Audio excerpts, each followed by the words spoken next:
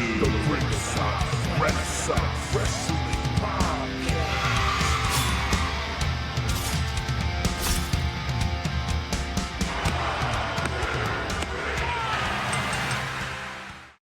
Welcome back to another episode of Ringside Renaissance. We're here with the RRW weekly review for AEW. And I'm here with pretty, deadly Jesse. Yeah. And I'm Andrew Combat Jones. Yeah. What's going on? How you doing tonight, Jesse? After this episode of Dynamite, it should be AEL instead of AEW. Ooh, it was a big L too. Capital L. Yeah. Disclaimer, not Yeah. satisfied.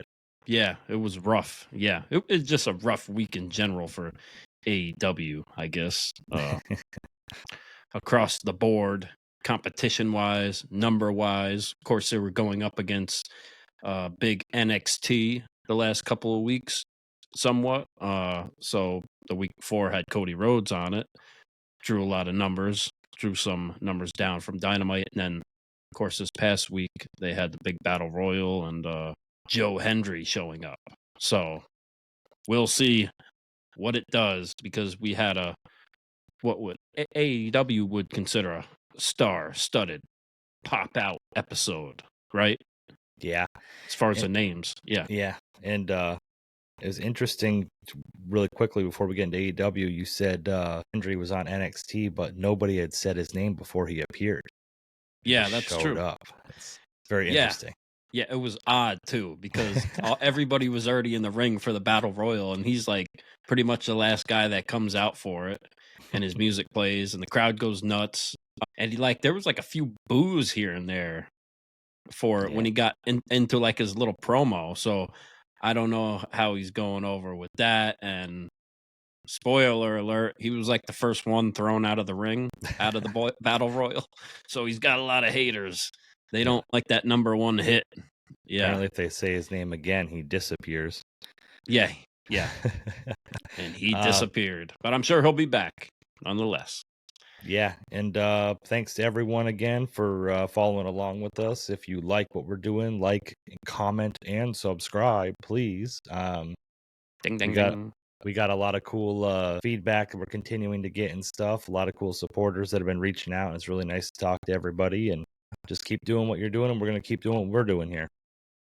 Yeah, hit us up on the page and give us your questions and all that.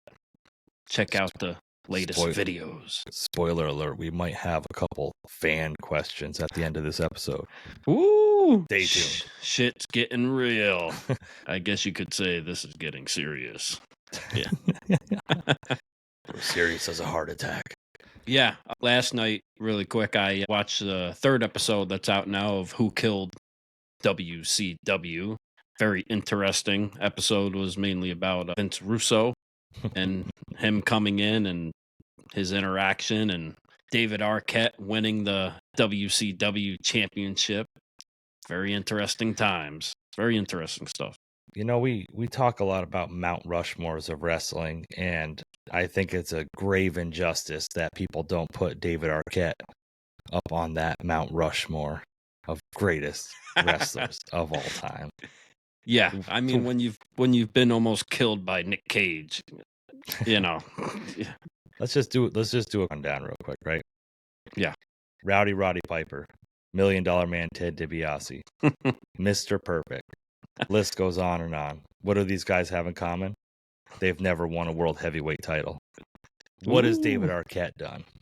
A world heavyweight title. You're damn right. Yeah. Hey, it's not the worst thing they had ever did. Like, I wasn't mad at it at the time. Like, I loved Ready to Rumble. Like, growing up, like, that was one of my movies, because it's one of the few wrestling movies too, right? Yeah. And he was in it, and come on. Triple Cage. Yeah. Crown him.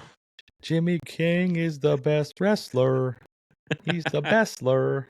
Jimmy King, baby. Yeah. So good. Yeah. Tuned into WCW after I watched that movie just to see if Jimmy King was actually a wrestler. Me too. Me too. Spoiler alert, he's not. Yeah. He wasn't there, unfortunately. Unfortunately. So I'm sure Or fortunately. the ratings spiked again. Yeah. Man, oh man. Jimmy King being the world champ in WCW would have probably drawn bigger ratings than the stuff AEW's been putting out lately. Going into Dynamite, we had Rampage and Collision, which Collision is still like this offshoot brand from Dynamite and AEW. It's somewhat connected, and then at sometimes it's completely disconnected with certain wrestlers. Like you won't see Thunder Rosa on Dynamite. Yeah. There's certain wrestlers you just won't see go back and forth. And then this past weekend on Collision, we had Deonna Purrazzo versus Thunder Rosa, right? Round 5. And it's like those are the only two that will wrestle each other. So they just wrestle each other over and over and over again. You know? Yeah. I'm not going to necessarily say good things, but there's some side things going on in AEW, and I'm not going to shit on everything, but let's get into it. There was the big debut everybody was waiting for the 2024 in-ring debut of the Lone Wolf. Whoops, not the Lone Wolf. The Wolf of Wrestling. MJF. You're going to say Baron Corbin. I was like, Jesus, I missed that part. Nope, they wiped that clean. It never happened. It never happened. It never happened. Yes, it's the Wolf of Wrestling. Yeah. So bet on yourself. I like how he put it on like his back lower ankle that gets covered up by his wrestling boots. So when he inevitably goes to WWE, he can just cover it up with his boots. And yeah, it ain't like he got the tattoo on his forearm where everybody's going to see it for the rest of the time. You know, that's true. It's not on his neck. Yeah, very strategic. Yeah. So it was the advertised return of MJF to in-ring action, and they said it was commercial-free interruptions. We had Maxwell Jacob Freeman versus Roosh. I'm not. Yeah. The crowd was loud when MJF came out. Like, I don't know if it was just my TV or the air conditioner or whatever, but I could barely hear his theme music. So I don't know how packed that stadium was. I was happy to see him, but it got off to like a somewhat awkward start, I feel like. Yeah. And yeah, you can attribute it to ring rust. You can attribute it to a lot of things.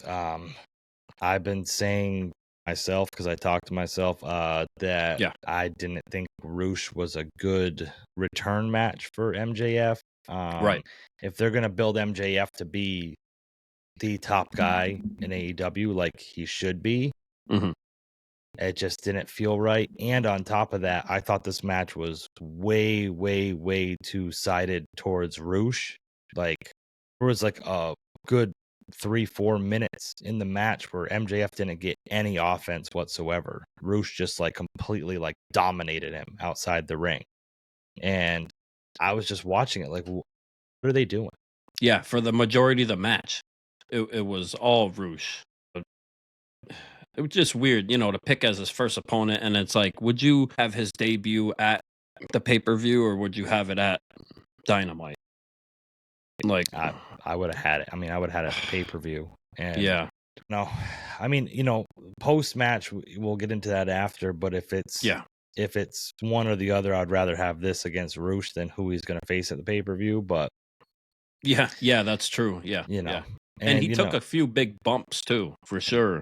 Yeah, like up on the freaking guardrail and freaking in the corner turnbuckles, and it was hard hitting. Hard hitting, and then Roosh was in the corner, and MJF went to go after him, and the referee got in between him, and Roosh gave him a headbutt over the referee's shoulder, and I don't know. It was, like I said, for me personally, it was way too competitive for MJF's return match. I think it really should have been not a squash, but showing MJF very strong, and the whole beat down, hitting him off all the guardrails or the barricades, and the barricades. Sorry. This isn't 1995 anymore, I guess. The guardrails. We're going off the road, off road here. The bike racks that they used to have surrounding the ring, but they, hitting him off all that, and then like stomping him down in the corner of one, and then getting that extension cord out and whipping him with it, and And he threw the chair in to distract the the referee, and the referee was distracted with that one chair for like a minute. Like, like what is the ref doing with this chair? I would have rather see the camera on the ref to see what the fuck was going on with the chair. Yeah, right. All he right. did slide it in on the other side of the ring. Like, how long does it take to pick it up and get rid of it? Like, what Yeah. is he inspecting this chair?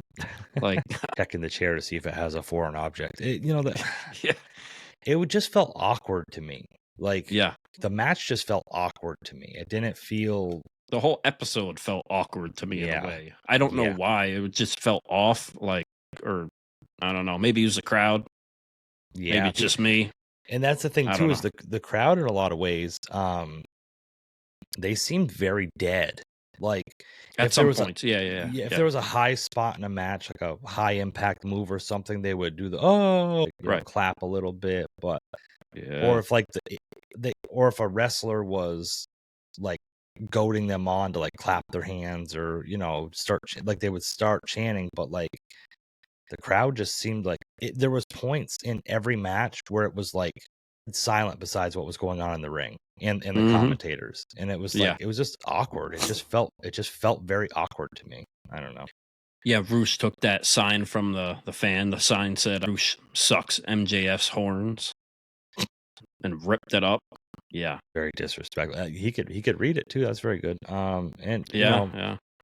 Rosetta I don't know. Stone. Roosh got a wicked beat down in this, and like I said, I don't know. It just that did the same thing to Jack Perry months ago, but like this is the Roosh shit, and then he got in and go hit MJF in the corner, and MJF like did like a exploder clothesline out of the corner and like hit low on him and started mounting a comeback, and it just I don't know. They just didn't mesh in the ring.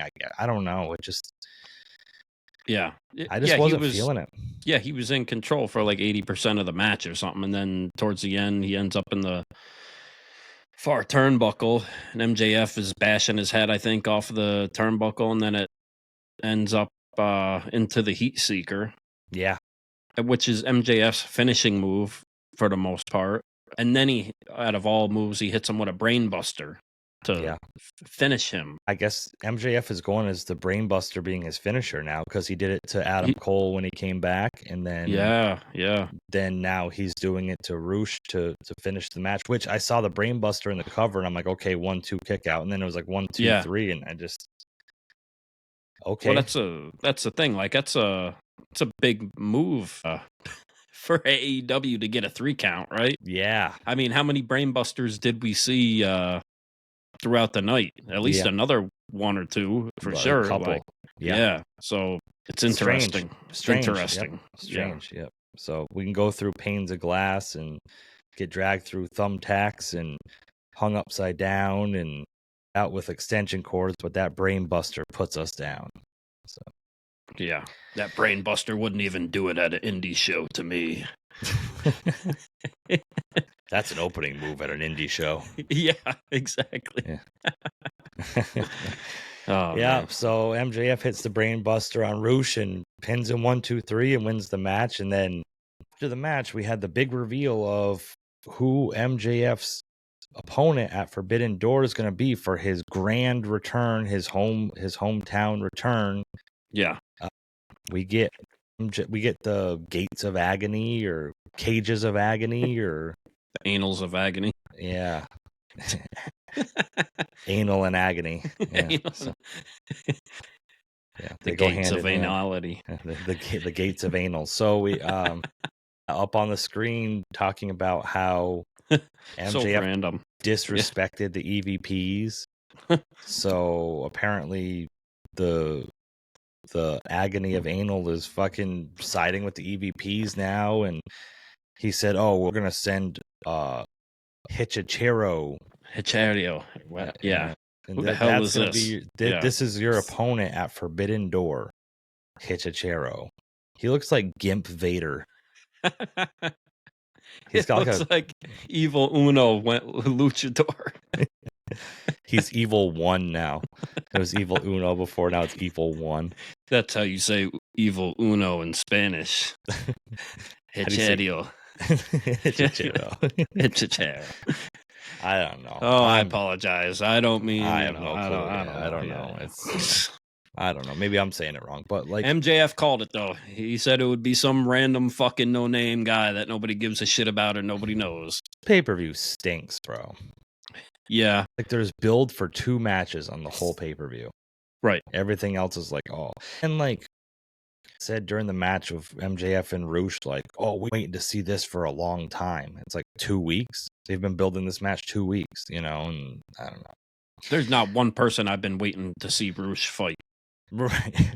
Like, that's a mid-carder, man. Like, yeah, I don't get it. And it's like they planted some seeds for MJF later on in the night for future for stuff. For sure. But to come back and face Roosh and then Hichiro, Nut Cheerios, it's like Honey Nut Cheerios. Honey Nut Cheerio. I am not.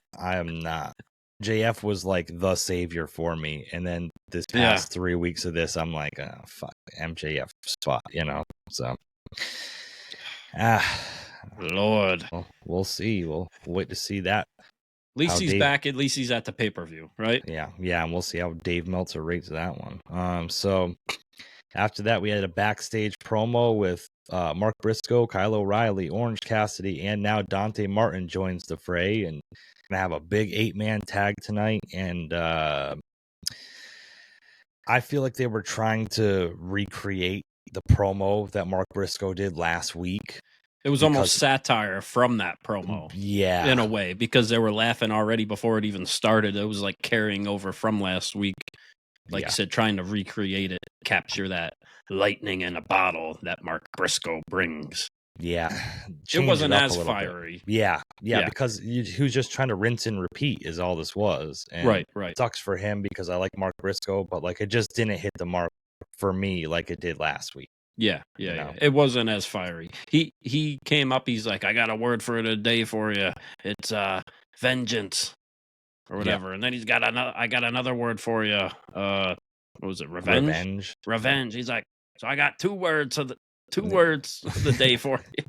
That was kind of funny. But they're kind of waiting for something that didn't happen.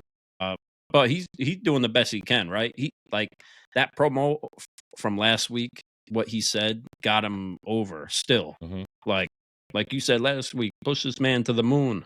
He's over with the crowd. Like when he's in the ring, in the match, he was doing great. Like he gets a great reaction. Yeah. Like, why the hell not? Come on. And it seems to me like they're kind of teasing, but planting the seeds or something for like Kyle O'Reilly to be teamed with Mark Briscoe. Yeah. Because like he got done the promo and walked away, and Kyle O'Reilly was like, "Oh, follow this man anywhere," and like, I don't know, which would be interesting to me. I mean, I don't know if Mark Briscoe would want to do a tag with anybody but his brother, and whatever. But Kyle O'Reilly, if they like kind of lean into, because he was kind of towards like a loose cannon type character when he first came back with the long hair and the kind of weird, he switched it up. If he leaned into that like loose cannon kind of unhinged character, I'd be interested to see what happens with Kyle O'Reilly and Mark Briscoe. But lose a couple teeth, put in a couple fake Bubba teeth or something, Yeah, go smoke some meth and yeah. But they, the whole problem with that is if they do team them up, they're gonna put them on Ring of Honor, and I'm not watching that. So yeah, I don't. Yeah, how do you even watch that? Like, Kyle Fletcher has a Ring of Honor title. When did that happen? Oh, he's had it forever. Oh, really? Oh, yeah, he's been had that title. Yeah. Well, yeah. Prestigious. Carrying it proudly. So, we came back from the break, and Will Ospreay was coming out to the ring, and he just walked down to the ring, and before he even said anything, Swerve Strickland just came out. It wasn't like Ospreay called him out. It wasn't like he interrupted Ospreay's promo to come out. It just like Ospreay came out to the ring to his music, and then Swerve Strickland's music played, and he walked out. And it was planned. Yeah. And it was like, if you're going to do something like this, set up the scenario of a contract signing like they did later. Like, how come the contract's already signed. I guess he handed it to Nana last week, but True. I True. don't understand who decides what contract signings happen in the ring and what ones happen backstage. Yeah, I'd like to actually see one of these contracts one day. Like, Yeah, okay. see what it says. Yeah, they're really legit. Irvin, Will Ospreay were in the ring, and I felt this was really awkward too at first because like Ospreay was getting all like the mic time, like on and on and on. And Brian Danielson, and I Yeah. beat Okada, and he started like naming these people, and he's like, and he said something like when he was like, you know, I don't know, he basically just telling Swerve all the people he beat, And he had the 3 champions, the 3 belts. Yeah, on 3 different continents, and Yeah. It was Okay. making me dislike him more. Like, it was making me not like him more. Honestly. Yeah.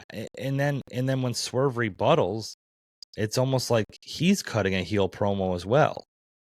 Yeah. So it was like, and then Swerve was like, "Oh, you don't have what it takes. You have to sacrifice everything to win the world heavyweight title." And then he was like, "But if I lose, I can go back to my music. I can go back to this. I can go back to that." Well, then you didn't sacrifice everything because you can just go back to that shit. I'm like, a businessman. Blah blah blah. Like, what business are you running? What's this mogul embassy and what do you sell? Yeah, it was Where's awkward. Rick Ross at? Where's the boss? Where's Rick Ross? Now that he's a Yeah. champion, he can't get Rick Ross to come out. I don't get it. So, you know, this whole He thing was sacrificed everybody. He has no friends left. yeah, right. And Nana's standing right there. Like, Yeah, poor like, Nana. Like, he's yeah, not your that's- friend.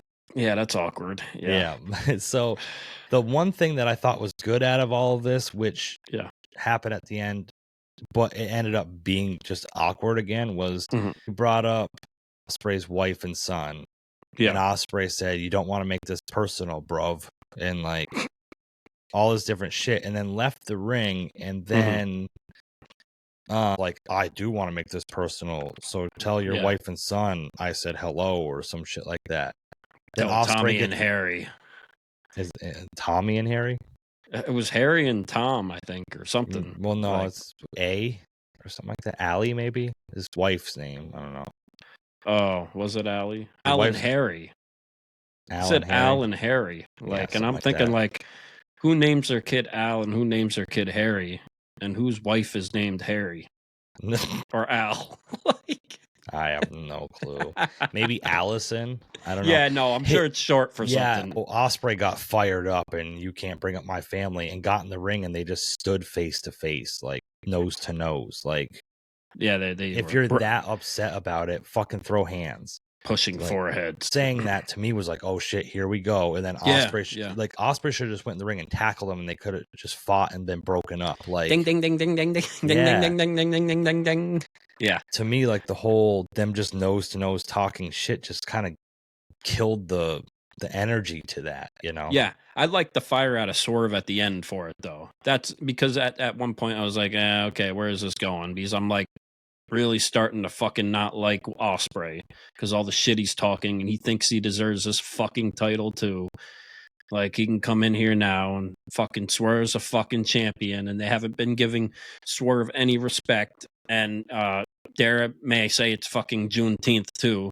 And they're gonna fucking do Swerve fucking dirty like that. Like give him put some fucking respect on his name, man. Like Yeah. if this man at Forbidden Door, if Will Ospreay wins, I'm gonna be so fucking pissed. He's going to. I think he may not now.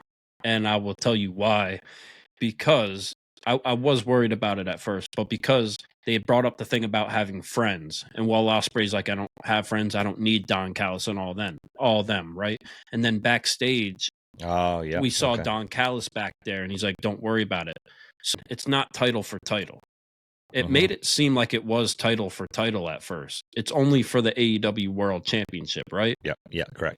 So I'm predicting that Don Callis or whoever, they come out and they turn on Will Ospreay at the end of the title match, and he loses, and he has a reason to lose. And then Swerve still keeps the championship, and Ospreay still keeps his championship for now. Okay. See that my whole thing was that he says, "I want that title," and Ospreay's like, "You got it."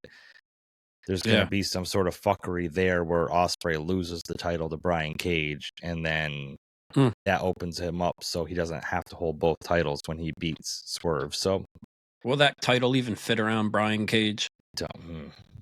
Jesus. Them veins will be popping. It won't fit around my biceps. I have be the first guy to wear it around his arm, his bicep. Yeah. We're going to need a bigger belt. Yeah. Yeah, so I don't know. It doesn't, we'll see what happens. It leaves us guessing, it leaves us questioning stuff, so that, they're doing their job there anyway. Will they, won't they, and Ospreay brought up that Swerve's never headlined a pay-per-view as champion, and like that's no fault of fucking Swerve's. They had to have this stupid Anarchy in the Arena match. Right. I don't know. That's true. And then Swerve brought up that Ospreay's never headlined a fucking AEW pay-per-view before, or a pay-per-view. So yeah. We'll see. Hopefully it produces in the ring. I'm sure it will, but yeah. And at least it's got some build. At least this has got some build. It's not just MJF versus fucking churro or whatever the fuck, So. Honey Nut Cheerio. Yeah, we don't get much build with this Forbidden Door type of shit. We haven't in the past, really.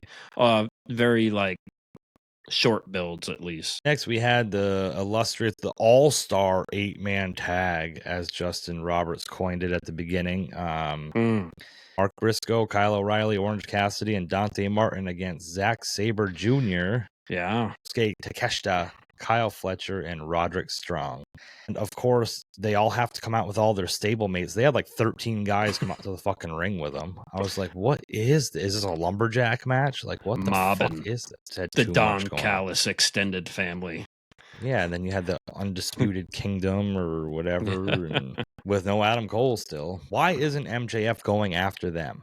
So this match really didn't do much for me. I'm tired of these 6-man tags, these 8-man tags, these multiple team tags. And it goes across both companies. This isn't just AEW. This is just kind of a pet peeve of mine. Yeah. These matches are just too convoluted and all over the place. And there was a couple decent moves in the match and a couple decent little things they did that kind of was like, okay, cool, that's cool, but there was nothing really of note.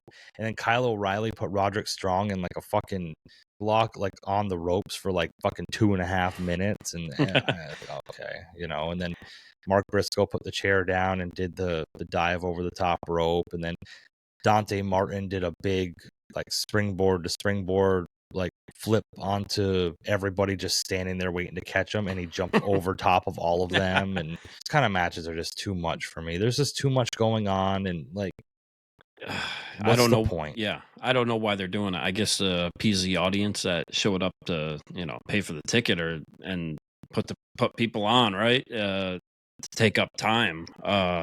I don't know why they keep doing the matches. People sit there and say, well, you're just not paying attention to the stories. They're telling a story here. They're not telling a fucking story here. They got so much because they had Zack Sabre Jr., who was going to face Orange Cassidy at Forbidden Door. Great build for that. Yeah, that's the whole thing that was supposed to come from this match, was just those two guys. Yeah.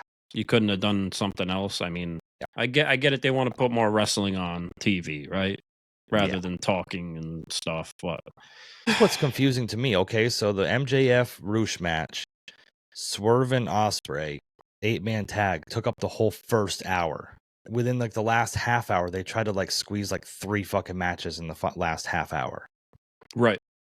Matches in the grand scheme of things meant more going down the line than I'm sorry. 2 out of those 3 matches meant more going down the line than Briscoe's team got their win back this week. Had some good spots at the end, but just it was like a horn goes off and everybody just runs in the ring and just does all their finishers, like one after the other, and then they just throw each other out. Like Zack Sabre Jr. did that kind of like roll up pin, and then he kind of yeah.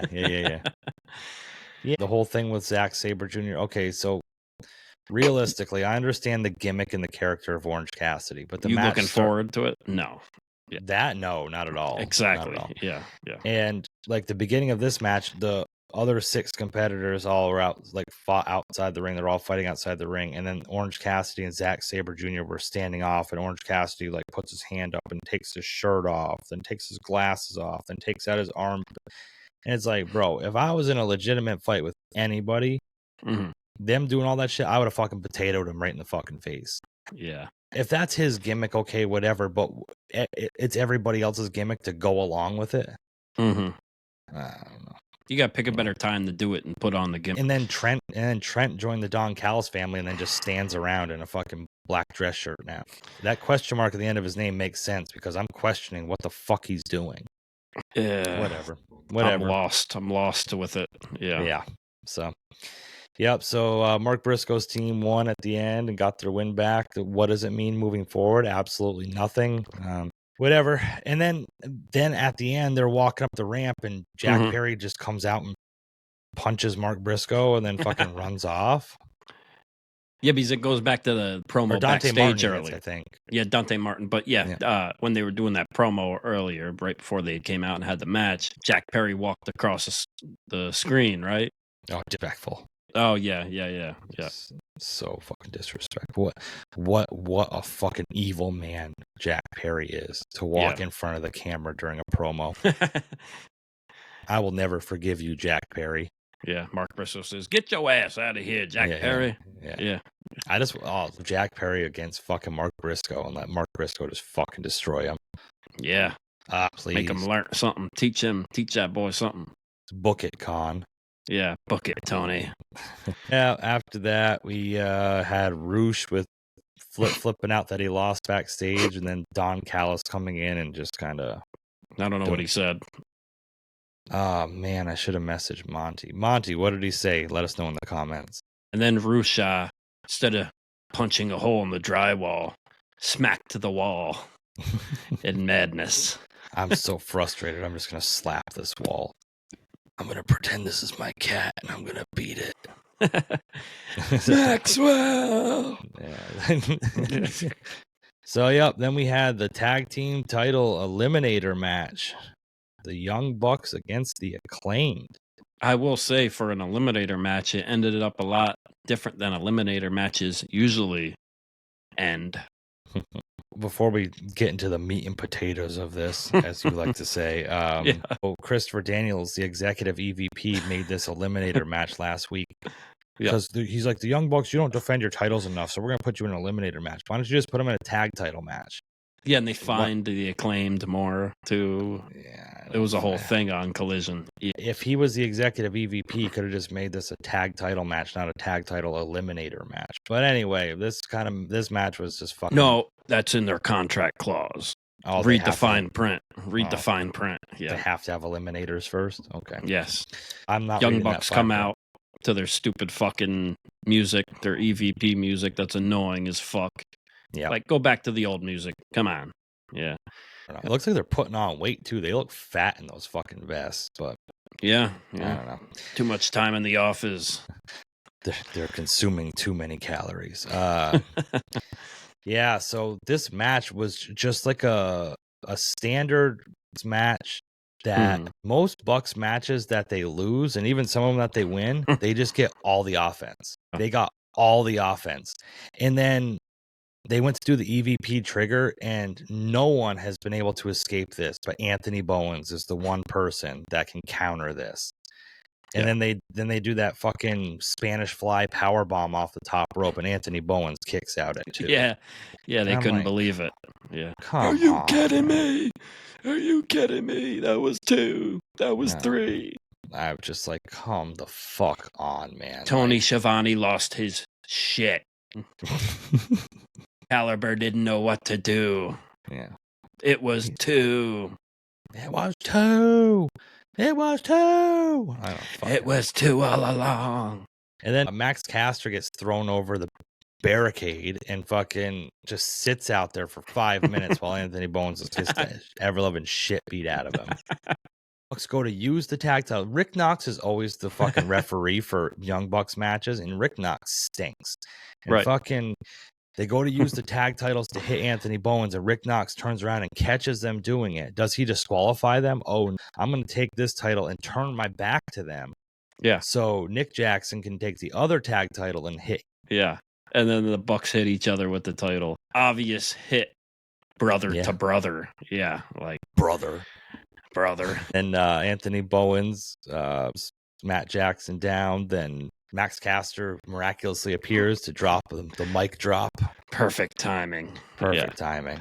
And then Anthony Bowens gets the 1, 2, 3. So Daddy ass appears.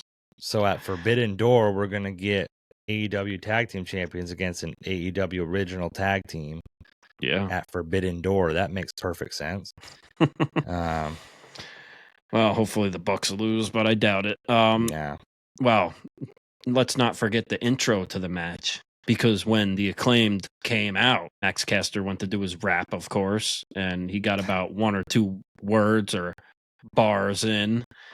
The mic goes silent, which I expected. I figured they were going to try to pull some fuckery again, but it goes to backstage, and it's Okada in the closet back room with a TV monitor and a headset. And he's like, I pressed the wrong button. I'm so sorry, bitch. I will say I did think that was funny. I did laugh. Like he's playing up. He learned one good word. Yep. Let him keep it. Like he learned one good word. He's gonna say it till he can't anymore. Yeah, and bitch. And again, like Tony Khan's sitting in Gorilla, but Okada's in control of the sound. And here for my life, guys. I just picture every time. I just picture his face at the Brawl Out press conference when Punk's is talking, and he's just got his, my God, what's he saying? Yeah, oh my God, he said, bitch. Tony Khan eats corn the long way. So the Acclaimed win, and they get a tag team title match. And this is the thing: is Bowens kicked out of fucking 35 finishers and everything else, but they'll do one EVP trigger on him during the pay-per-view and he'll fucking go down. So don't forget we have the Owen Hart Invitational Tournament going on at the same time. Yeah. Well, storylines, guys. It's storylines. Yeah, they're going like this all over the place. I love how Swerve was like in a heated thing with the Young Bucks about last week about joining the Elite and Blood and Guts and everything else, but now like there's no interaction between. Then we get Joe and Hook backstage. That was good. That was good. I like Joe and Hook together, and Hook and Joe like before they go into the Premier Athletes locker room. Dressing. What does he say? You got to be menacing. Yeah. Well, he's asking him. Yeah, he's asking him where to get the best chopped cheese. Yeah. In his hood, in his neighborhood, and he's like, yeah. Well, he's like, no, you don't tell him it's there because they're gonna raise the price. Then you gotta tell him everything sucks, everything's shit there. Yeah, and then he's like, yeah, you know, when we go in here, make sure you're extra. I want you to be extra. Extra. That's what it was. Yeah.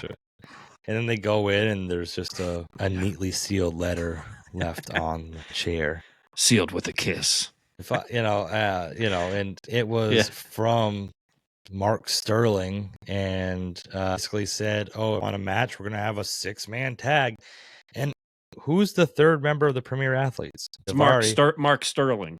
Yeah. He's going to be the third guy. I believe so, because he's kind of been playing a part in this. Yeah. Hook and Joe is good. Good shit. Yeah. They should be the ones to take the titles from the Bucks. I agree. That'd be good interaction. They Joe could cut a good promo on them and talk some shit. I think that'd be good.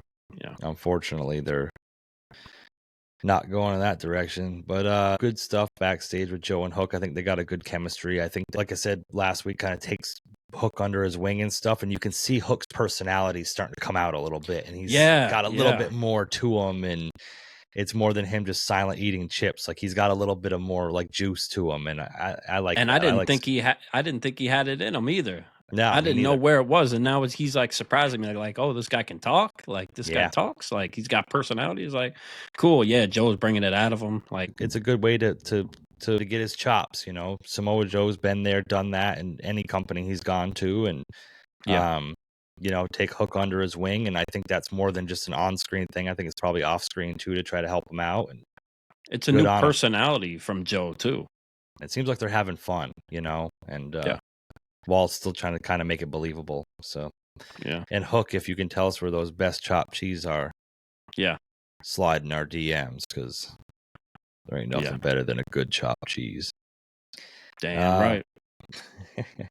We What had corner store is it at?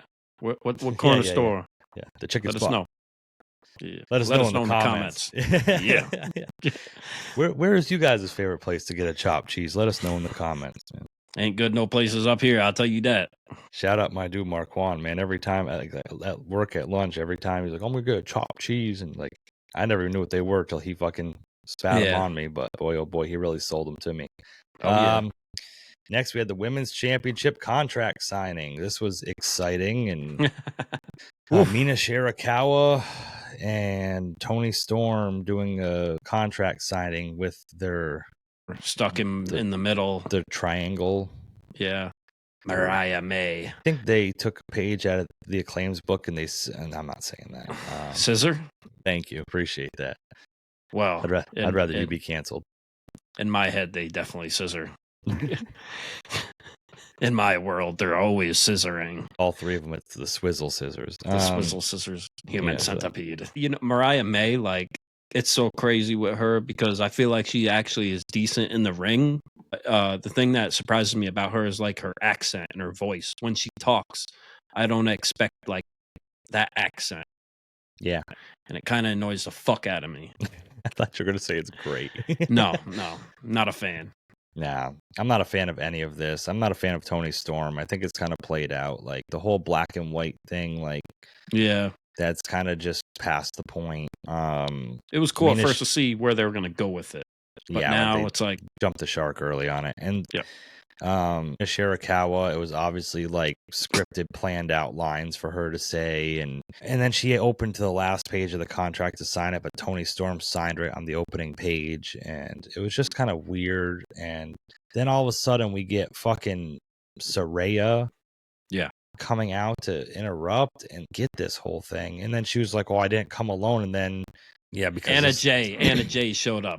Anna Jay came from under the ring and pulled Mina Shirakawa out, and then they went in and attacked Timeless Tony Storm, and she took her shoe off and hit them all. Tony Schiavone, it's the shoe! Shut the fuck Oh my God. She's got the shoe again. It's the shoe. Does Saraya have to play in any of this? Like, they just signed the contract for a one-on-one match, so they're not going to make it a triple threat for Forbidden Door.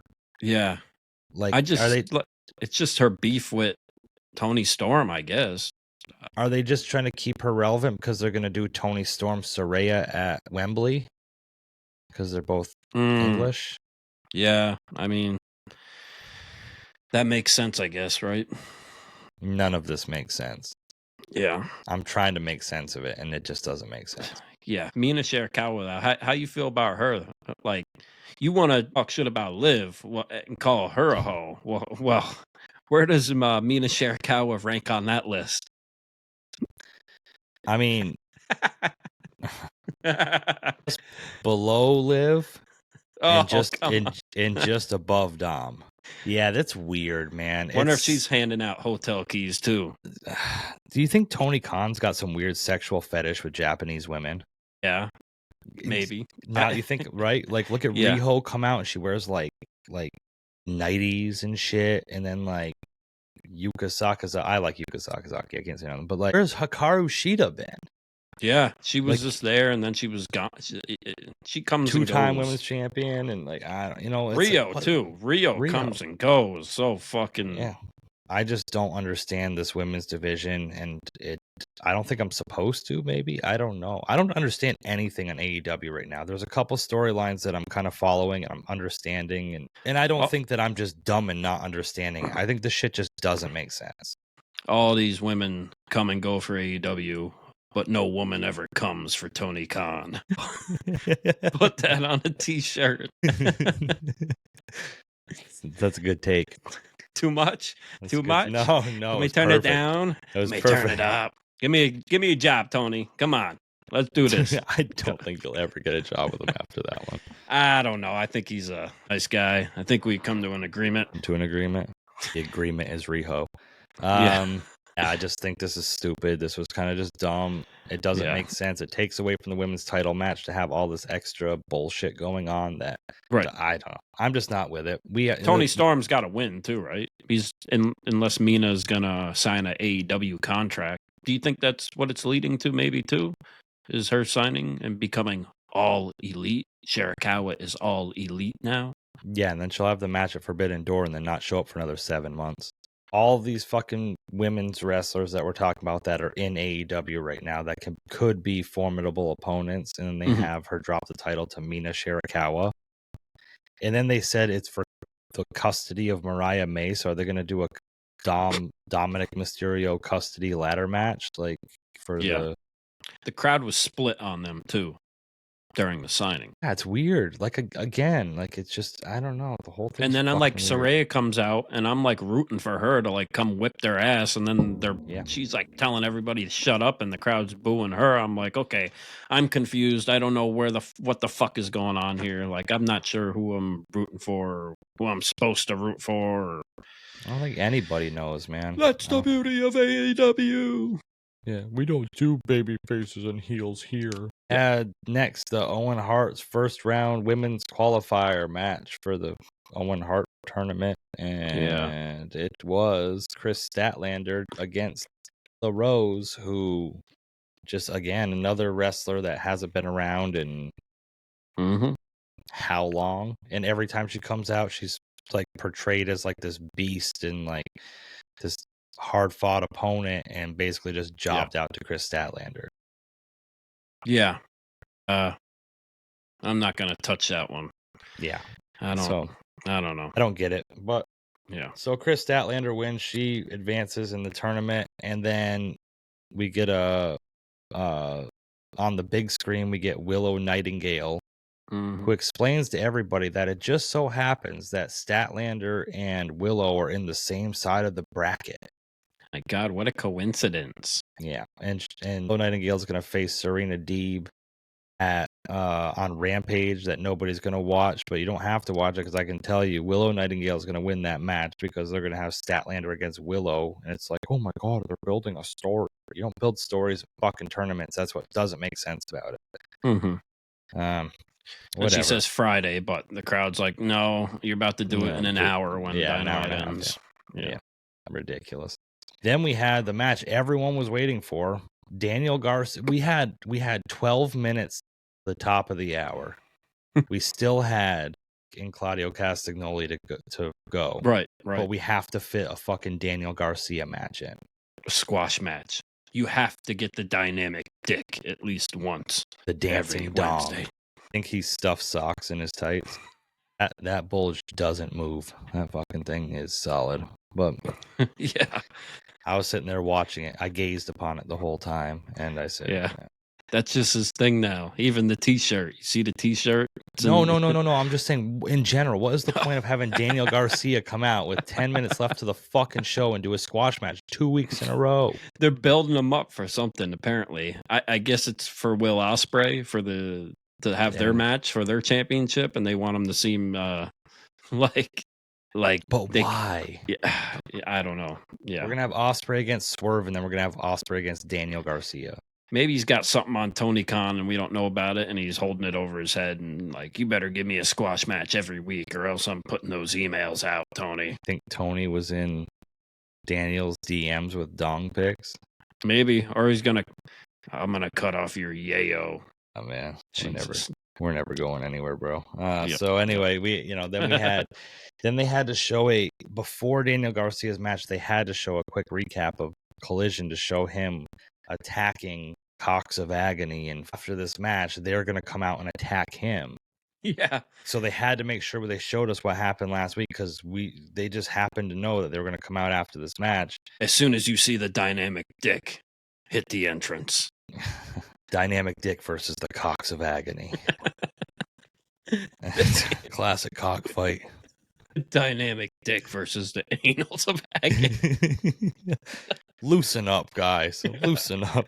Then we had them fucking anal lesions came out and fucking attacked Daniel Garcia after the match and beat him down with the gimp Honey Nut Cheerio and fucking This is very sexual, man. Is this what Tony Khan wants? So I'm just really starting to figure this one out. So anyway, who comes out for the save? MJF.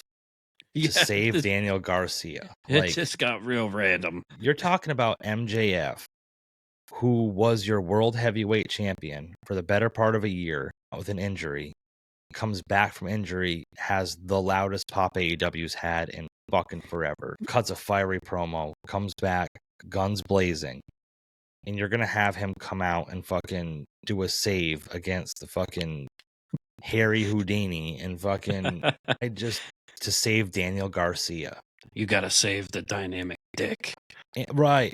And MJF says he has no friends. This is no bro chacho thing. This is no whatever. But he's going. It's all about hate. Right. And he did a Where's save. the hate? Damn it. He did a save last week against when Roosh beat the Jobber. MJF came out and saved, and now he's coming out and saving Daniel Garcia. Like, what is this? I'm so confused. More entertained by the fucking gates of anal and whatever. But, I don't know. Will Ospreay comes out and saves MJF then too. Yeah, and even the commentators are like, "Okay, this is getting random." Yeah. Like I'm like, yeah, okay, now you're saying what I'm thinking because at least we're on the same page for once, Excalibur. Yeah, right. And I hate to admit it. Yeah. Yep. Yeah. So I don't know. So then I guess it's a setup for All In. And this is where I'm thinking that Ospreay's going to win, because then afterwards we had the backstage with him and Cage said he wanted the title and you got it, bruv. But then they did that little back-to-back turnaround face-off with MJF and Ospreay. Yeah. And if you're going to have a big championship match at Wembley, like that's probably the biggest you're going to get. So why are we fucking having MJF fight these fucking random? I don't know.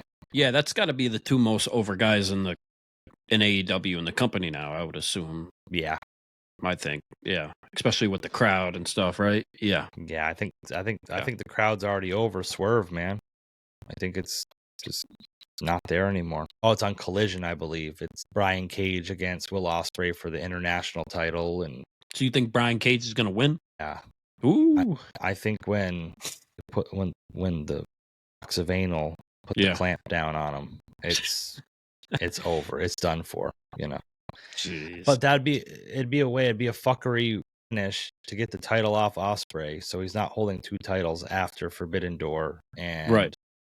You know, he can go on and say that like, oh, he didn't win, you know, they didn't win clean, he got screwed over or whatever. So I think I never wanted this title anyway, bruv. Yeah. Yeah. So I think that's where they're going with it. I'm gonna fucking riot if he fucking wins. Will Ospreay? He beats Swerve. Yeah. Dude, I'm telling you.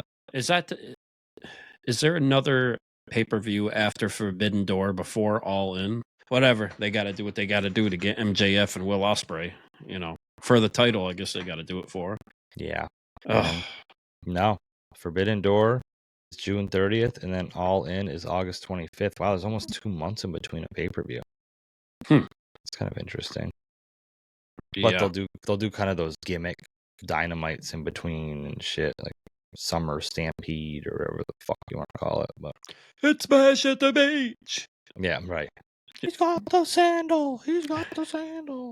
Don't hit him with the beach ball. Yeah, so we get to the main event of the night. Another qualifier, but this time for the men's bracket or the men's tournament for the Owen Hart Cup. And it is Claudio Castagnoli versus the Bastard Pac.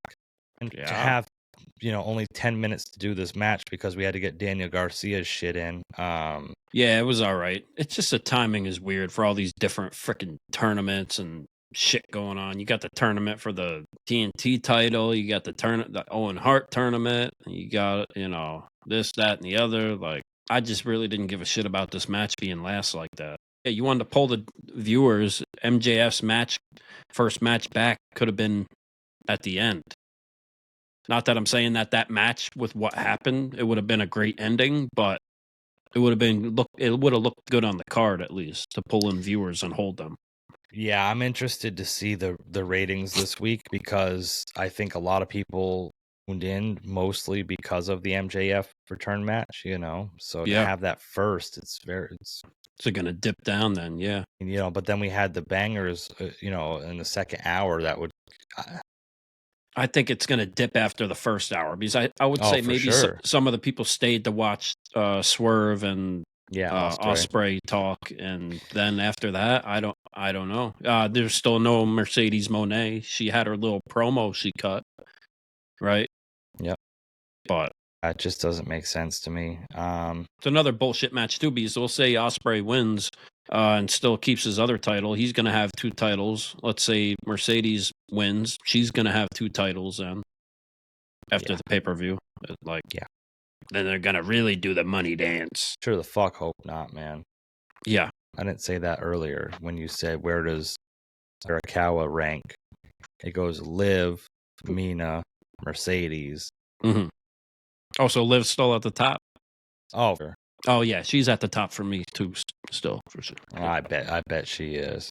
Oh, yeah. But yeah, this Pat Claudio match was all right for what it was. Like we said, I think it was rushed. I think it was kind of whatever. I mean, it's just back and forth, hard hitting, kind of smash mouth. The 15 different pins to finally get a pin at the end was just.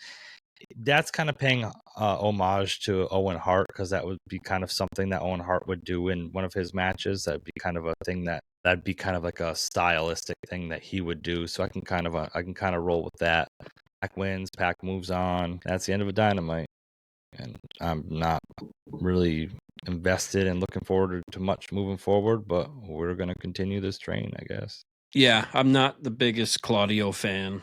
Pac is cooler to watch. To me, I enjoy watching him in the ring more, and I don't know. I just don't look forward to any Claudio matches. It just is what it is. Doesn't do it for me. I agree. Yeah. And it sucks because he's good in the ring, but it's just his personality and everything that comes with it just doesn't. Yeah. I'm just not bought into it, so I don't get bought into anything else, Yeah. So. Yeah, absolutely agree. And the Owen Hart Invitational is cool. Like, that's great for him that they, show support and respect for him and all that, his family. We'll see where they go with it. It is not this weekend. It is the following weekend, which is Forbidden Door in Long Island. Yeah, and it's freaking in Long Island. Max's home, MJF's home, and he's got this dog shit opponent of a match. Yeah. That is obviously going to win. There's no whatever. This is everybody's great savior, Tony Khan booking, Is that going to get the biggest reaction of the night, too? Saying he's there, and then where is it going to fit on the match card? Like, where is it going to be placed? Hey, we got a couple fan questions before we wrap it up here tonight, and just see what they have to say, and let's check it out. What's up? The first question we have is from Honorary Zeus 1 at Honorary Zeus 1. He said, and thanks for reaching out too, dude. You're a cool dude, and he's been messaging us and stuff, and following along and stuff. And he says, "Thank you. What do you think the ultimate payoff is for the current Elite versus AEW storyline? It started off hot, but feels to have dipped a bit. I think it would be like blood and guts type of match, I suppose. That's the thing about where it's going and how AEW has been going with the story. I don't know if they even know. I don't know. They just kind of go along and play what they do to get their 5-star match ratings and appease some of the critics, I guess, and do what they want, because that's kind of how they play it, right? They do what they want.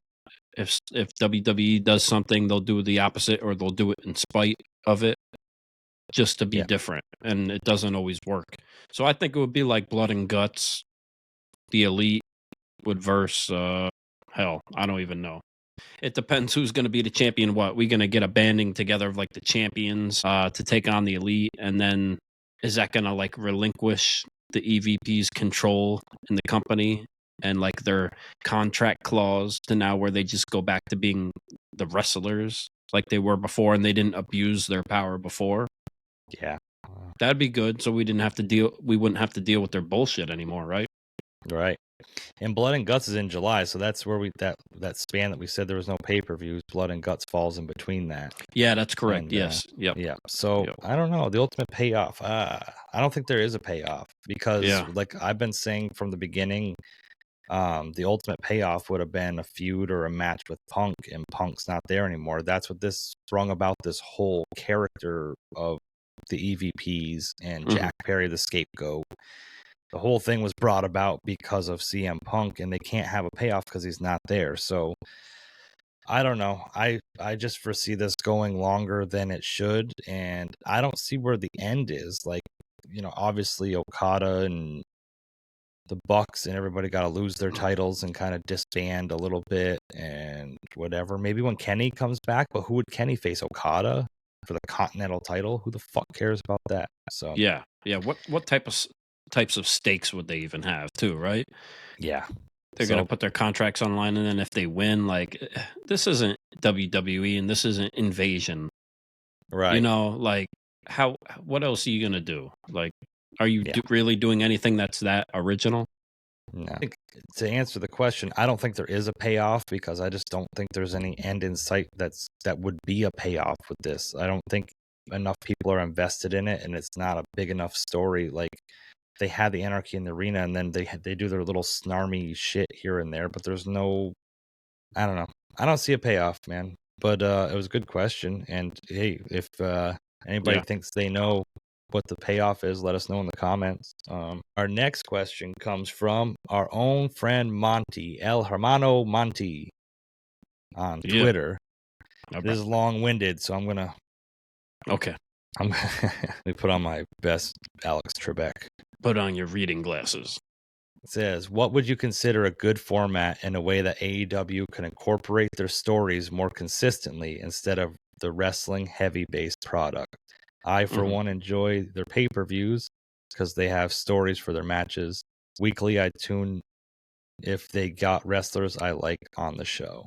Less is more. My answer is less is more. They try to pack so much into these fucking 2-hour dynamites and like Mhm. have so much stuff going on. It's like there's nothing, like you've said before, there's nothing allowed, nothing can breathe. Right. It just goes from one thing to the next, to the next, to the next, to the next, to the next. And it's like with all this shit that happened on Dynamite, we didn't even talk about Private Party backstage with Learning Tree. Like, he Mhm. had to get his 3 minutes in there. Like, let the shit breathe a little bit, man. If there's too much on, it's just there's too much going on. It's too much coffee, coke, and ADHD for Tony Khan. Let that bitch breathe. That's it. Yeah. So, like, format wise, I don't think they do a good enough job with when they do have those stories. When it comes, it'll be like into the show and before like a match, and they'll show like their little video vignettes or things of, this just happened back on Yeah. Collision or this on Rampage. I think they should start the show more or less telling the story of what's going into the show so they can build up to what's going to happen. I think that, especially, and also coming out of pay-per-views too. I think that would, a page that they could kind of take out of WWE's book a little bit. And it also, with like cliffhangers, helps build up too, to end on kind of like a cliffhanger in a sort of way. But if you're able to tell these stories early when you first start the show for people that aren't normally tuning in, because that's the thing, you're like, I enjoy like the wrestling of it, but I want more story. Like, I agree, but the thing is, a lot of AEW fans and like the AEW faithful and AEW too, that's the company that they want it to be, is just more just wrestling too. Right. And they'll try to defend it saying that they do have long-term stories. But if you want to have more stories, you got to have like more chapters in the book, and you have to have like an introduction, and you have to have an arc, and you have to do this throughout the show. So, and I think there's more people that could be helping out. And I don't know if they're willing to let that criticism in, or if they're asking for help. Because there's been a lot of people that said they've reached out and like tried to help and wanted to help, like Eric Bischoff, even whether it's a joke or not, and he's fucking with them, who knows, or like Bully Ray's talked about, like he would always go there and help. You had Mark Henry there backstage doing stuff, helping, and he's not there anymore. So who knows how much they were actually willing to listen to these people with this wisdom to help build stories, right? And Yeah. make it a better company and just take it to another level. Because it seemed when AEW first started, there was more stories there, like with Cody Rhodes, and they had more experience and wisdom. You had Arn Anderson, right? And Chris Jericho was even better with it at that point. And then it seemed like a revolution, and everybody wanted to watch and was tuned in, and you were proud to watch and proud to be an AEW fan, and now it's just not the same. Yeah. So And listen to the old heads, the people that have done it and had experience. And it's like there's a reason why wrestling on TV has lasted as long as it has, is because, like you said, of the experience, and there's a formula there. Right, There's a right. formula, and the same people that sit there and cry and say we're here for the wrestling, we're not here for storylines, are the same people that argue and say, oh, there's plenty of storylines. Well, you just told us you're here for the wrestling, not the storylines. So Yeah. you can't have both worlds. But yeah, I think that there's got to be a happy medium. There's got to be a balance. And Yeah. at some point, I think Tony Khan's got to let go of this fantasy in his head that this wrestling company is going to be exactly the way he thinks it should be. And he needs to kind of just roll with the times and the picture, and, go along with how a formatted wrestling TV show should be, and it all boils down to him we feel our assumption is him not wanting to accept help, and Yeah, and then the EVPs too. yeah. And it seems like it's gotten worse too since Punk left and all that stuff had started happening, even leading up to that. And it seems like they just become bitter and done this more out of spite. And it's gone off the rails even more so because of it. Yeah, agreed. And it's like, and I don't think that's an on-screen persona. I think that's legitimately how it is and how it's going, so yeah. TK, you need to start listening to people that know a little bit more than you and not acting like you know everything. That's probably where we could start with that. But yeah, swallow your pride a little bit once in a while. Yeah, to the EVPs too, instead of swallowing the EVPs. Yeah. So, all right. So, yeah. Thank you, Monty, El Hermano Monty, at El Hermano Monty on Twitter, and Honorary Zeus1. Yeah. For the questions. And if you guys got any more questions, like feed them in. That was pretty fun. Yeah. Very cool. Very nice. Very nice. Very evil. Where's Danhausen at too? What the hell? He's in hell. He needs to come to Ringside Renaissance. Oh, I'm going to send an email after we get off this. Yeah. That'd be pretty fucking cool. He's a CM Punk guy. He probably won't be on TV very much anymore. Somebody told me they heard he's going to WWE. That'd be cool. I mean, as long as he's still Danhausen. But yeah, he'd fit in more of NXT. If he stayed NXT, that'd be pretty interesting. But yeah. Very true. Very true. Very nice. Very nice. Very evil. Yes.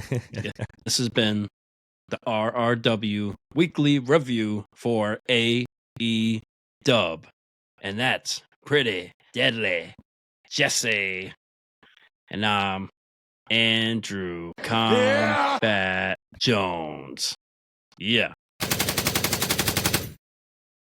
You've been listening to the Ringside Renaissance Wrestling Podcast. Peace.